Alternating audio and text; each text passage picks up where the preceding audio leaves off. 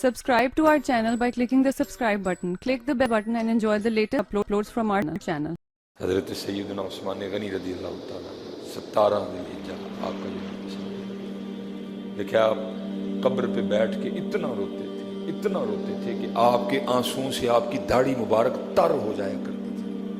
2 نوروں والی سرکار ہے جن کو حضور نبی علیہ السلام نے اپنی 2 صاحبزادیاں عطا فرمائی، اور کہا 2 ہی تھی، اگر زیادہ ہوتی تو 1 کر کے عثمان کے نکاح میں دے دیتا۔ حضرت ہیں اتنی شانوں والے صحابی، یہ وہ صحابی ہیں جنہوں نے نبی علیہ السلام سے جنت خریدی باقاعدہ۔ یہ وہ شانوں والے صحابی ہیں، اگر کوئی معاملہ ہوتا تو محبوب علیہ السلام حضرت عثمان کے پاس بھیجا کرتے تھے، جاؤ عثمان کے پاس۔ پھر بعد میں صدیق اکبر رضی اللہ تعالیٰ عنہ، حضرت عمر فاروق کا بھی یہی معمول رہا، اگر کوئی معاملہ ہوتا نا فرمایا کرتے تھے جاؤ عثمان کے پاس۔ حضرت اتنے سخی تھے، حضرت اتنے کریم تھے حضرت عثمان غنی رضی اللہ تعالیٰ۔ لکھا ہے کہ وہ جناب صدیق اکبر رضی اللہ تعالیٰ عنہ کے دور خلافت کی ابتدا تھی، بالکل آپ باہر بیٹھے ہوئے تھے، حضرت ایک شخص آیا اور آ کے نا سلام عرض کرنے کے بعد عرض کرتا ہے حضرت آپ امیر بھی ہیں اور امیر بھی ہیں۔ پہلے امیر سے مراد کیا مسلمانوں کے امیر ہیں، اور دوسرے امیر سے مراد آپ دل کے بھی امیر ہیں۔ بعض دفعہ لوگ امیر تو ہوتے ہیں، دل کے امیر نہیں ہوتے ہیں۔ ہمیشہ حضرت اللہ سے دعا کرنا، یا اللہ مال بھی دینا، پھر اس کو خرچ کرنے کی توفیق بھی دینا۔ مال بڑے بڑے لوگوں کے پاس ہے، خرچ کرنے کی توفیق نہیں ہے حضرت سب کے پاس۔ رو پڑتے ہیں لوگ جب اللہ کے راستے میں خرچ کرنے کی بات۔ ہمیشہ اللہ سے دعا کرنا، یا اللہ مال بھی دینا لیکن اس کو خرچ کرنے کی توفیق بھی دینا۔ آپ صدیق اکبر امیر بھی تھے اور امیر بھی تھے۔ میں وہ شخص عرض کرتا ہے حضور میں کوئی عادی مانگنے والا نہیں، ایک تاجر ہوں، شام سے تعلق ہے، بس کچھ حالات اس طرح کے بنے کہ پاس ہی کچھ نہیں رہا، میں نے کسی کے پاس جانا مناسب نہیں سمجھا، آپ کی بارگاہ میں حاضر ہوا ہوں، مجھے خالی نہ لوٹائیے گا۔ لیکن صدیق اکبر رضی اللہ تعالیٰ نے اس شخص کا ہاتھ پکڑا تو اندر لے گئے۔ باہر سے حضرت جی گھر بڑا بہترین تھا، لیکن جب اندر گئے تو شامی بزرگ کہتے ہیں کہ چارپائی تو دور کی بات ہے، اندر ایک پھٹی چٹائی بیٹھی تھی، خود بھی اس پہ بیٹھ گئے اور مجھے بھی بٹھایا۔ میرے گھر میں تو خود بیٹھنے کے لیے چارپائی بھی نہیں ہے۔ حضرت جی یہ تھی ریاست مدینہ۔ کہا اس طرح کر تو عثمان کے پاس چلا جا۔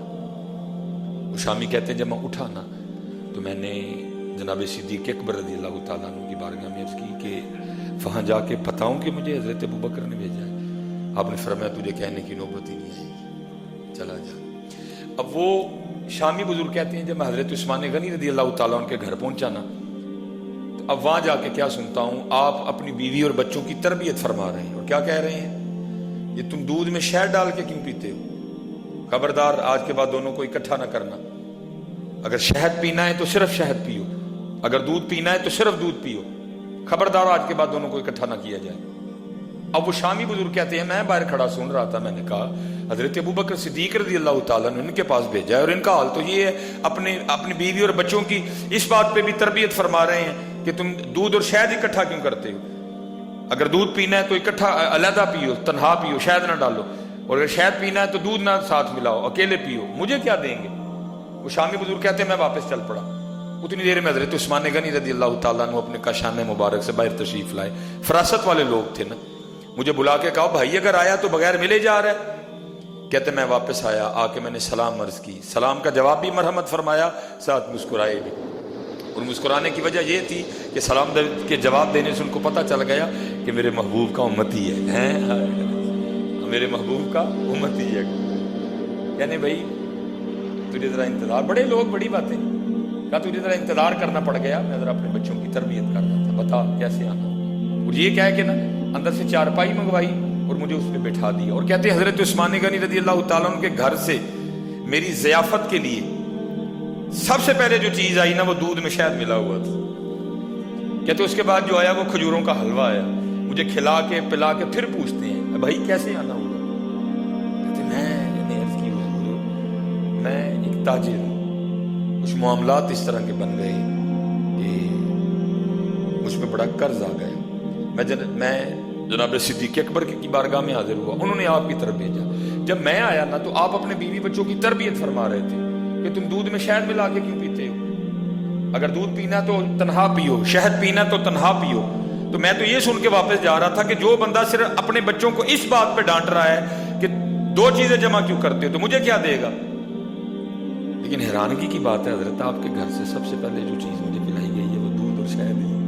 یہ کیا فرمایا بچوں کو اس لیے ڈانٹ رہا تھا کہ عثمان کے پیسے اس لیے نہیں ہیں کہ صرف آل عثمان اس سے لطف اندوز ہو، بلکہ یہ پیسے تو میں نے اس لیے رکھے ہوئے ہیں کہ میرے محبوب کی امت پہ خرچ ہو. اس لیے ان کو منع کر رہا تھا کہ دودھ بھی میٹھا ہے شہد بھی میٹھا ہے، دونوں کو کیوں ملاتے ہو؟ اگر دودھ پینا تو تنہا پیو، شہد پینا تو تنہا پیو. عثمان کے پیسے اس لیے نہیں ہیں کہ صرف عثمان کی اولاد اس سے لطف اندوز ہو، بلکہ یہ پیسے تو اس لیے ہیں میرے اللہ کی مخلوق پہ خرچ ہوں، میرے محبوب کی امت پہ خرچ ہوں. حضرت اس لیے ان کو کہہ رہا تھا. اور تجھے دودھ اور شہد اس لیے پہ ہے کیونکہ تو مہمان بھی ہے، تو میرے محبوب کا امتی بھی ہے.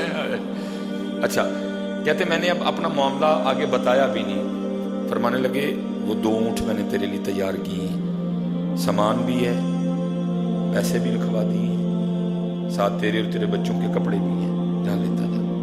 اور میں نے اس میں 4000 درہم بھی لکھوائے ہیں. کہتے میں بڑا حیران ہوا، میں تو تھوڑے مانگنے آیا تھا، حضرت نے اتنے زیادہ عطا فرما دی ہیں.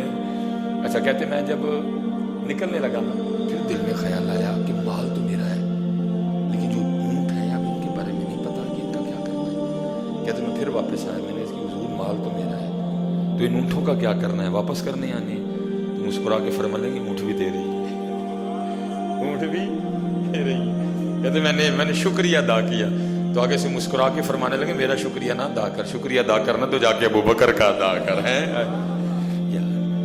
اگر مال دیا نا اللہ نے اس کو خرچ نہیں کرنا اللہ کی مخلوق پہ، نبی علیہ السلام کی امت، کیونکہ مال بڑے بڑے لوگوں کے پاس ہے، خرچ کی توفیق نہیں ہے، اللہ سے توفیق مانگنا. اور میں تو اکثر کہا کرتا ہوں امیرو وہ تمہارے لیے تو یاری بڑی سوکھی ہے، ہم غریبوں کے لیے تو بڑی اوکھی ہے. ہم تو روزے رکھیں گے، مجاہدے کریں گے، ساری رات شب بیداریاں کریں گے، پھر بھی پتہ نہیں یاری لگے گی کہ نہیں لگے گی. لیکن میرے محبوب نے فرمایا السخی حبیب اللہ، سخی اللہ کا دوست ہے. تمہیں تو اللہ نے کمال دے دیا، تم پتہ نہیں کیا کر رہے ہو. تو میں بھی اس کو پکڑ کے رکھ رہے گا. تو یاری لگاؤ اس کو اللہ کے راستے پہ خرچ کر کے، اللہ اور اللہ کے رسول کے. تمہارے لیے تو بڑی آسان کر دی رب اللہ اور اللہ کے رسول نے. یہاں تو جان جائے گی پھر بھی پتہ نہیں دوستی لگے گی کہ نہیں لگے گی. فرمایا سخی حبیب اللہ، سخی دوست ہے اللہ کا. لگاؤ اللہ سے دوستی یار، اگر مال دی ہے اللہ نے اس کو خرچ کرو، غریبوں پہ خرچ کرو، یتیموں پہ خرچ کرو، فقیروں پہ خرچ کرو، مسکینوں پہ خرچ کرو، جو آپ کے نیچے لوگ کام کر رہے ہیں ان پہ خرچ کرو. اور یاد رکھنا سب سے بہترین جو سودا ہے نا وہ اسی ذات سے ہے.